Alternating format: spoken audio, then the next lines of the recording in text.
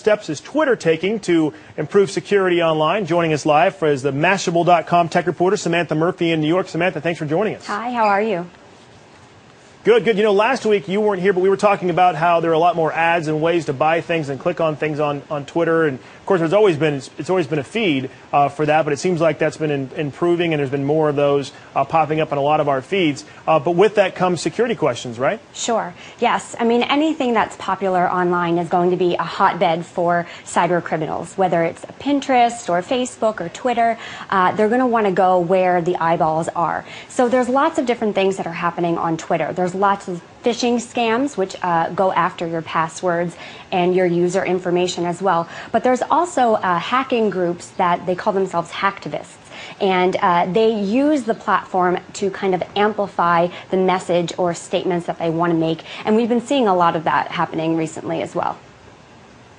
Yeah, and they've hacked not just those of us who have our own accounts that we're worried about our credit card information or whatever being taken, but Burger King, Jeep, some big name corporations have been hit, and that does have some pretty big implications. Yes, definitely. A few weeks ago, Burger King was hacked, like you mentioned. A few days later, Jeep was hacked. And basically, just to give you a quick background on what happened, a hacktivist group, Anonymous, they were behind the Burger King hacking, and what they did was they switched the avatar and the header photo in the back, and they made it into a McDonald's branding. And they sent about 50-something tweets in about 70 minutes, and a lot of these messages were retweeted, and it went all over the internet. A lot of them were, some of them were racial, offenses and stuff like that. So people were, kind of upset that and realized, brands who are managing big sites that anybody is at risk here. You could have 15 followers, or you could have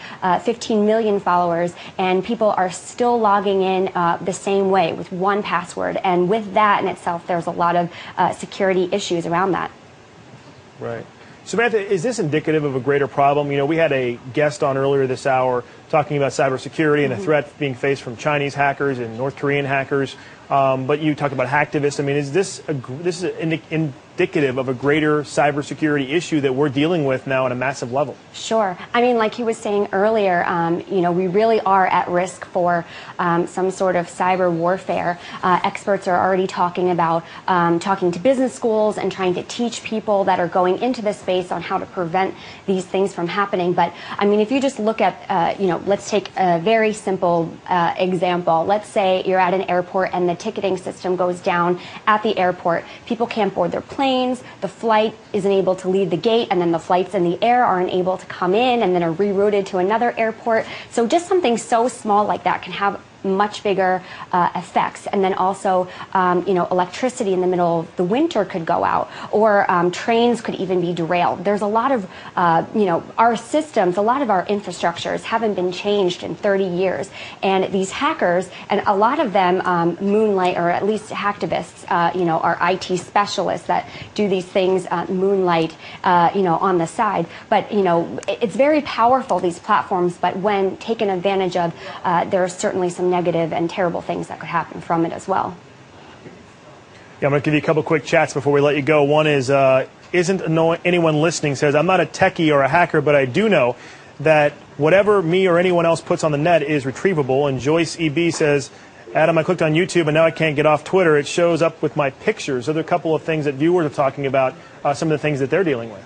Sure. Yes. Like I mentioned, you could just be an average user, or you could be a major brand, and you're still confronted with these things. And I think that people are concerned. I don't think it's, anyone should panic, but I do think that there are really quick, simple things you should do. You should have passwords that are lengthy, 10 characters, numbers, symbols, letters.